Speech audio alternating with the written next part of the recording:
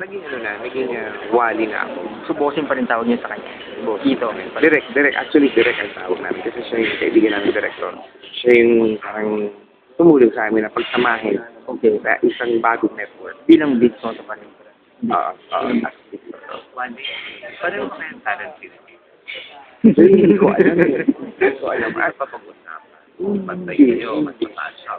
Sa totoo hindi. Actually, kung sa ibang mga shows, dahil minsan, nauna naman talaga sila sa akin. Yung ganun, si Jose, ganun, mas mataas siya. Pero yung nag-uusap about TF, parang hindi Hindi nga niya alam. hindi ko naman. Saka hindi naman ako kaya may nauna naman si Jose sa ganitong klaseng trabaho. Nauna nga siya, pero hindi tatanggapin siya na tanggap ng tao ko. Hindi. So, okay lang din naman sa akin. Bakit ba napigil yung Sony sa yung mga tie-ups nyo, yung dalawa? Sa 7. Yung mga shows nyo sa 7. Sa Itbulaga lang kami magkasama. Yung mga shows nyo nung yung panggabi, Dito rin sa Sunside yun. hindi dati sa 7, yung sa mga animal, Sa TV yun. Sa TV. Wala na yung sa mga hayop, diba? Tapos na. Kasi natapos pa talaga eh. O Natapos. hindi kinigil. Talagang tapos na. Kasi, nung mga dawa, pag ganito, ito yung main show kayo na gagawin, mag-utos kayo ng show. So, siyempre, sasabihin, lang to, ilang season lang to. Ganun lang din. So, tinitake na namin yan. Okay. Pwede observation ng anong reaction sa observation ng marami na sa ngayon. Yung portion yung tatlo, pati kasi paano sa bahay ang nagdadala. Kaya hindi naman. Hindi. Kasi, let's say, yung one for all for one, mas nakakatuwa siya, mas maganda siya, pag nandun si Bossing. Kasi pag namimigay kami ng premyo na wala si Bossing, yung mga tao si Bossing kasi sila makalala. Ganun lang din naman yun. Mas funny pag siyempre kompleto. Parang yun ang posting ngayon ng Bulaga. Nagkataon lang siguro nakakaiba. Yung kasi dati, di ba? Pero kahit ngayon hanggang yung Pinoy Henyo pa rin. Yung Pinoy Henyo pa rin eh. Okay pa din naman yung Pinoy Henyo. Mas sarap talaga yan. Yun nga ba, pakilinaw mo nga. Hindi, ganito kasi yun. Ano ka ba talaga? Nag-start kasi ako, bago pa ako mag-Bulaga, nag-start na ako sa Sting Along Bar. So, bago pa ako pumunta sa Sting Along Bar, galing na akong theater. So, most ng mga ginagawa kong karakter is bading. Hanggang pumasok ako sa banda. Banda kami lang, puro kami lalaki. Anong banda? Mix na. Sa Bicol yun, sa Bicol. Pero tumugtog kami dito sa Maynila. Tapos kinuha kami ng Yung spelling ng mix nut. mix na yung Nut. tapos, Balik ka hanggang din sa banda. nagpapatawa kami. Tapos nagbabading-bading. Tapos parang ang naging, yung grupo tumugtog sa dating Cosmo Bar na naka-alternate sina Alan Kay, sina Arnel Ignacio, yung mga dating mga performers. Ngayon, performance pa rin. Hanggang yung si Mamu, Andrew De Real, siya yung nakita doon sa grupo na parang siya yung nag-workshop, bibigay ng mga ideas, and siya yung naging scriptwriter. So sabi niya, ba galing pala ito? Gawin yung ginagawa ni Alan sa probinsya lang. Pero hindi ka ba? Hindi.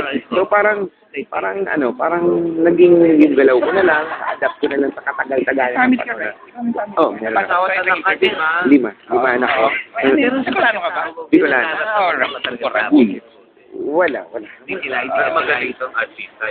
Nilabas ako sa isang interview kasi niya yun nila na akala nila gay ka na. Pero Lagi naman kayo Iba na nagpapagano. confused Actually, minsan. ayaw maniwala. you're so good kasi doon. Siguro sa gaganon pag-play nung karakter. Pero alam mo, minsan, sa bahay, sa totoo. Sa bahay, alam mo yung, usually, di ba, tayo pag nakikipag-usap tayo sa asawa natin, alam mo na kasing may party, bagal-bagal mong gumalaw eh. Sana maaga yung mo. Sabi ko, kung ba ganun sitwasyon namin, hindi kasawa. Alam mo, minsan sa sobrang relax ko na, dito ako kung tumalak na ako sa asawa ko, parang Eh, alam mo na kasing may party, gigising ka ng late. Ganun ang the way na tapos, minsan sa mga minsan sa Hindi na na-adapt mo. na-adapt mo yung the way magsalita. Naniniwala ka pa. Yung Nakakahawa pa. Di. Na- Episode nyo. naniniwala ko, pero alam mo yung sa akin, hindi pa talaga kasi, ewan ko, pag siguro na in love na ako sa lalaki, siguro, Kaya, totoo nga. At hindi mangyayari Hindi yun. ko alam, kasi alam mo sa totoo, mas ako pa nga ang napapagkamalang ba dito. Oo. Kasi lalo na pag nasa ano kami, nasa remote, kahit wala sa camera. Kasi so, Pag ginaharot ako ni Paolo, ako bang mas ba dito? Mas nga na Paolo, excuse me. Pero gano'n. Siguro nga. How do you handle yung sobrang popularity nyo ngayon? Wally, thank you. Hindi naman actually paano yan. Wally. Parang kay Wally. Oo. Paano yun? Di ba? Ang man yun talagang super popular kayo ngayon.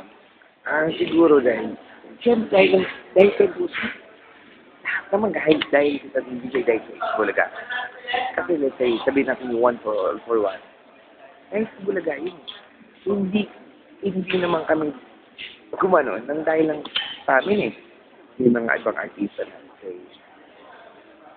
Pero I mean, yung public ano sa'yo, pag nakikita ka naglalaka. Okay lang naman dati. Okay? Alam mo yung nakakatuwa na dati wala namang gaano ganyan. Ngayon parang, wow. Kahit saan ka magpunta. Nakakatuwa. Pero may mga parts lang na hindi gano'n pinapansin. Yung mga, pag napunta ako dun sa mga, hindi ka kami dun sa mga gatherings ng sobrang mayayaman. Pag here's some tea. Oh, what's that? It Bulaga. What's that? Okay. It's noontime show yun, sir. Mga yung mga tipo mga mayayaman na. Yan, yung mga laging nakatutok lang sa cable. Wala bang pressure sa'yo na to keep yung parang well-loved character mo sa Itbulaga, di ba? Even sa harap ng mga tao. Wala naman. Hindi ka na pressure. Hindi naman. You're just being yourself in a way. Eh, minsan nga, lalo nandun kasi, ang hobby ko kasi, practical shooting. Nagugulat sila na, sa Bulaga, magulo ako, bading. Pero pag nasa na ako, let's say, na may laro ako, yun na nila nakikita na, so, lalaki, kaya hindi sila sanay. Yun nga, hindi ka ba no open na up to now parang pinagdudahan pa rin yung gender mo. Walang naniniwalang Wala, straight ka. ang tawag dito, nasanay na. Kasi minsan may nagsabi sa akin, hoy, wala kang kasabihan, nahalata kang hindi ka talaga badi. Hindi ko alam kung saan ako nerd na, di ba ang mga badi magagaling sa kasabihan, di ba? Hindi ko alam kung may lang ako sa kasabihan dahil sa hindi ako badi. Hindi ko alam eh. Actually, ganun lang. Ano yung na ako? Pero ano tawag? Anong tawag dito? Meron bang pagkakataon na may lumapit sa yung lalaki para pabuking or something o pahiwati? Actually, may mga nangyayari na gano'n. Akala. Paano? Kasi, sa Green Hills, binibili ako sa Green Hills. Alamin siya. Tapos, naka-uniform pang baget. Pulbus. Alam mo, tinuturo niya yung kasama niya gwapo.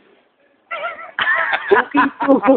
Sabi ko, alam mo yung, hindi ko alam kung magagalit ako. Gusto ko tawayin o Natatawa na lang ako sa sarili ko. Kasi sinasabi ko na lang, yan, gusto mo yan, di ba? Ganun-ganun nga, di. Wala. So, yun lang yung natatandaan mo. Meron pa mga incidents na. Si Alan. Ano? Si Alan, nung pumunta kami sa ibang bansa, Nag-attempt siya.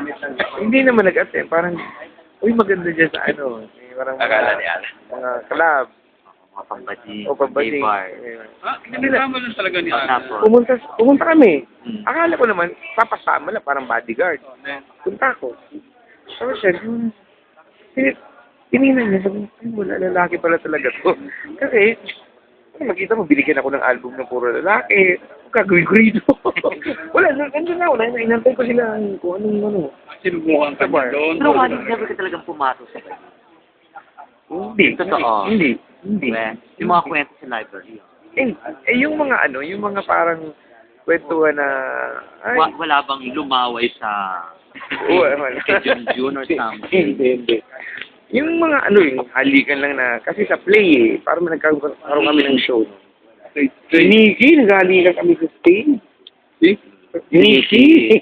Parang matagal na yun, parang yan. Okay, ganun. Wala ka nakarelasyon ba din? Wala. Never in your life? Wala, pero Pamatay? wala talaga. Sinasabi ko nga na, O nagkaroon ng experience sa lalaki? siguro na, alam mo yung minsan, dahil sinabi ko nga na, siguro na adapt ko na yung the way na magsalita, yung galaw. Oo, lalo doon sa show sa 8 talaga, yung portion niya. Oo. Tapos sinaano ka pa ni Senator. Kasi hindi sanay yung mga tao pag seryoso ako. Mm-mm. Napapagkamalang masungit ako, suplado. Hindi. Lalaki naman po talaga ako. Nahirapan ka patunayan yun. Hindi ko naman sa kanila. Parang dead man na lang. Dead man na lang Ano ako. sinasabi ng family Kasi- mo? Wala. Kaya lang, minsan, Yung mga anak mo? Anak. may effect na pag ganito, halimbawa, pag nagseryoso na ako sa anak ko. Pero hindi, yung seryoso na hindi naman gaano, pero pag nagalit ako, tahimik na lahat. Alam mo yung halimbawa, papasukin ko ni anak ko, pumasok kayo, gabi na, may pasok pa kayo eh. Dadaanan ako ng anak ko, ito naman. Ano niya, ito, biruan? Huwag gano'n. Ano yung 16, 15, 12, tapos 3, isang lalaki. Din. Ikaw mo na, napapansin ko lang na palagi niyo Hanggang pinibiro si Paolo na bading, si Simon Paolo. Kasi binibiro nila ako bading eh. Gumaganti lang ako eh. Pero lalaki. Pero hindi talaga, pero talagang half meant yun. Ang akin naman, sabing, pag, kasi Paolo naman kasi iniisip niya, bading ako eh. Di ko na iniisip ko sa kanya. Ikaw nga eh, bakit? Mas, alam mo ba, minsan, ako pa una nakakahanap ng diba, barangay, ayan, maraming tao. Ako pa una nakakita ng gwapo. Ako pa rin ko sabi siya, Pao, kinamad sa taas, may gwapo. Ako yung gwapo. Tapos si Pao, Tapos, papakita ng interest. hindi naman, parang, ikaw talaga. Tapos, hindi, parang may crush sa'yo eh. Kaya ikaw tinitingnan. Talaga. Ano to pangukunin lang to kay Paolo? Hindi. Alam mo yun, iniisip niya, alam mo tawag niya sa akin, girl. Hindi ko alam kung ano bang paniniwala nito sa akin. Oo. Kahit Pero ikaw, anong paniniwala mo sa kanya? paniniwala ko sa kanya, ewan ko kung tutuhanin niya yung sinasabi ko, di ba alas na buhay. Hindi pa rin ikaw yung paniniwala mo sa kanya. Ewan ko, kasi pag ako kasi, yung paniniwala ako, sa sarili ko, na nagaganon-ganon ako, pero hindi naman talaga ako. Yung paniniwala mo nga sa kanya. As in, Diretsong tanong na. diretso na kung ano talaga siya. Actually, wala pa naman ako na prueba na gano'n na, Pero may duda ka. Anong smell mo? positive.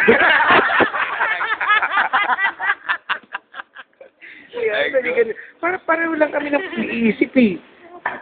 Kasi, halimbawa, may yung isang model nung isang produkto namin, nagwapo siya. Sabi niya, wali, mahilig ka pala sa baril. Sige, pahirin tayo minsan. Minsan nagte-text sa akin, nakikita ni Paolo yung name. Uy! Tapos, kinaumagaan yan, tatanungin ako, sumakas kayo ko. Parang ako naman, kaya tawaan ko lang, sinasakyan ko na lang. Parang tanungin ka ng isang kasama mo na, nag-date kayo ni ganyan? Parang, ha? Ewan ko, ganun lang. Mas ako pa nga napapagkamalan talaga ng bating. Tawag niya sa'yo, girl. Anong tawag sa kanya? Wala. Paulo. Pag yung girl, di ka Pero na. di ba nagkinaka rin ni Paolo dito yung ano? Eh kayo hindi naman. Siya kasi naman maganda siya. Ako kakakarinig ko, sasakit lang loob ko. Halimbawa, dun Pero sa... totoo, parang talagang positive. Positive kayo. Kami? Hindi ko alam. Kasi positive yung tingin nyo. Hindi. Yeah. Kasi, actually, ayoko pa naman magsabi na, ay, oo, ano talaga yan. Kasi wala naman ako nakikita sa kanya. Ako, kumbaga, yung akin naman, parang sinasakyan ko na lang yung kung anong iniisip niyo sa akin. Di ba, kayo? Pero kung ikaw si Paolo, kung bibigyan mo siya ng advice, okay ba siya na, masasabihan ba siya na magladlad na